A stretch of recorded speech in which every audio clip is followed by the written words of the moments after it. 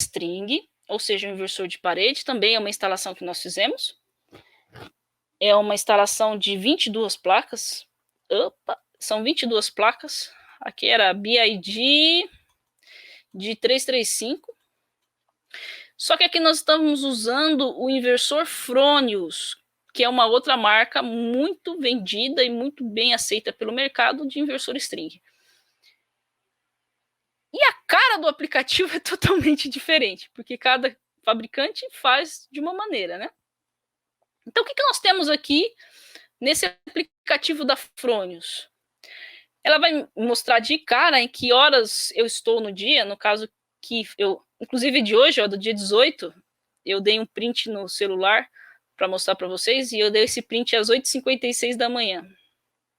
E naquele momento, o meu sistema estava produzindo 2.309 watts, olha que interessante, ele me mostra o valor em potência,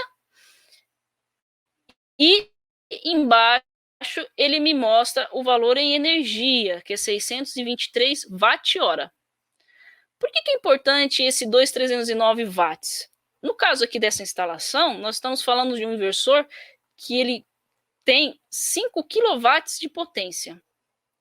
E o inversor Fronius, ele é muito famoso pela questão de ele permitir um overload. O que é overload, Laura?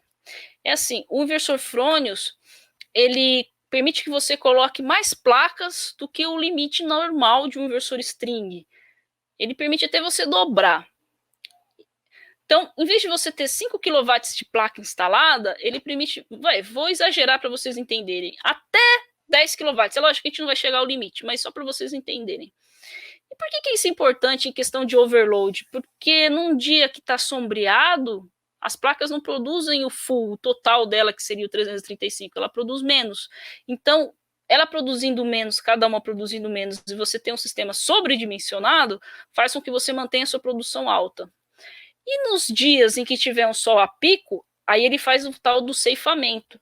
Eu vou até tentar desenhar aqui para vocês um gráfico. Não se assustem não, dá para entender, ó.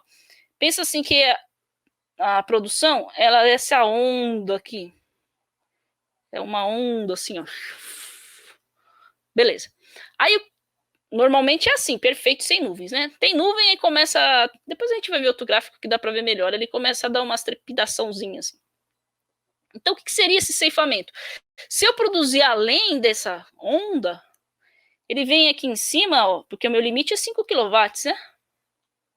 Ele vem aqui em cima, não sei se vocês conseguiram entender, porque minha letra tá meio feia aqui demais, né? Já é difícil escrever com caneta no computador, ainda eu escrevo feio, foi mal. Então, ó, 5 kW, tá aqui, ó. Então, a minha onda, ela tem um limite de 5 kW, que é a potência do meu inversor. Então, se ele for além disso, o inversor tem um programa interno, o que ele faz? Ele tira isso daqui, ele ceifa, e aí ele fica com... É bem engraçado, uma curva achatada. Em vez dela ser assim, ela tem um corte aqui, ó, pá, e aqui em cima é reto. Por quê? Porque ceifou. Entenderam? Mas o Fronius tem muito disso, esse recurso é muito usado. Inclusive, na hora que eu projetei esse sistema, eu usei o ceifamento. Eu deixei ele com sobredimensionamento, porque como vocês podem ver nessa foto, aqui é uma área de mata, né? A casa, ela fica num vale, ela fica embaixo. Então, mesmo você não tendo uma sombra direta, essa montanha, ela afeta a produção de energia solar. Então, eu deixei ele sobredimensionado para poder produzir mais energia. Foi uma estratégia que eu usei. Aí, você olhando aqui, ó, vamos voltar para o aplicativo da Fronius, ele mostra o seu rendimento de energia, e novamente ele vai lá para o histórico, né? Agora eu vou falar certinho, ó. 18 é o dia de hoje, né? Que produziu 623 watt-hora. Ontem produziu 25,5, foi horrível, vamos pensar assim. Não, pensa, 623 às 9 da manhã, no dia inteiro de ontem, 25, tá muito ruim.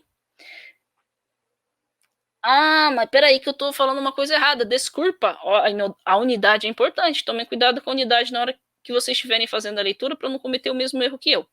Ontem produziu 25,5 quilowatts, quer dizer que é 25,5 vezes 1000 watt-hora, né? Quanto que é? 25, vamos usar aqui a calculadora para não falar bobagem. 25,5 vezes 1000 dá, para quem é bom de cabeça, 25.500. Não errei não, 25,5 vezes 1.000.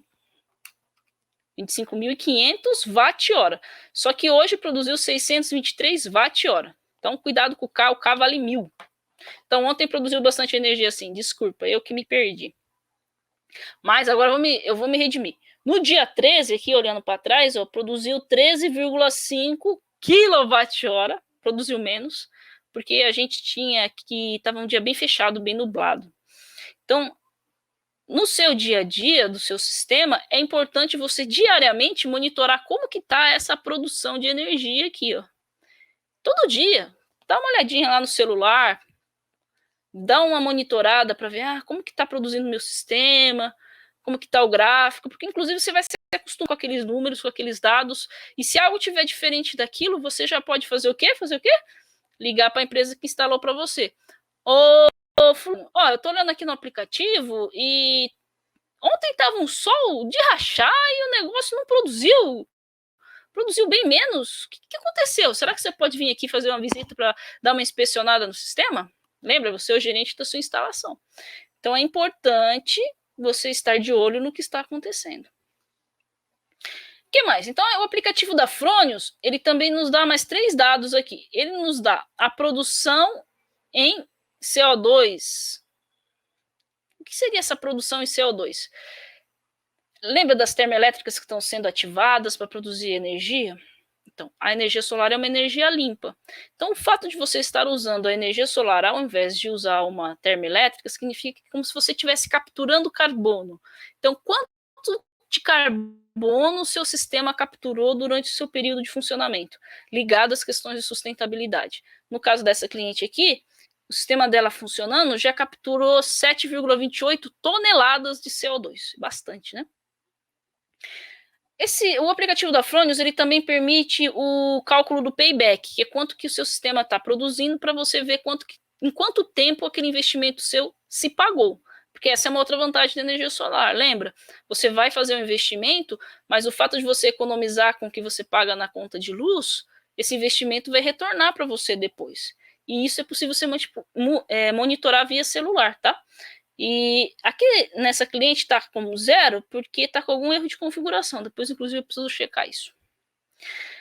E por último, no aplicativo, mostra arvorezinhas. E tem 187 arvorezinhas. O que é isso?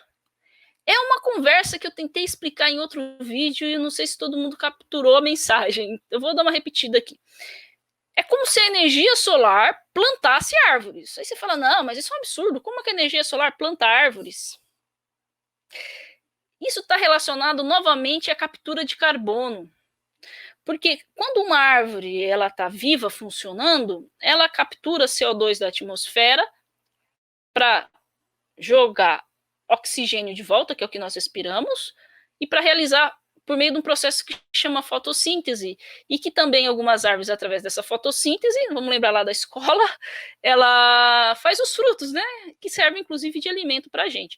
Então, a função uma das funções das árvores, além de controle de temperatura, de umidade, é essa questão de capturar CO2, liberar oxigênio para a atmosfera. Então, quando eu tenho um sistema de energia solar instalado, essa questão de capturar o CO2 é a mesma, vamos dizer assim, entre aspas, a mesma função de uma árvore. Então, se eu tivesse árvores trabalhando, ao invés de ter um sistema de energia solar funcionando, quantas árvores seriam para fazer essa captura de 7,28 toneladas de CO2? No caso desse sistema, seriam 187 árvores. Belezinha? Espero que vocês tenham entendido. Fechou?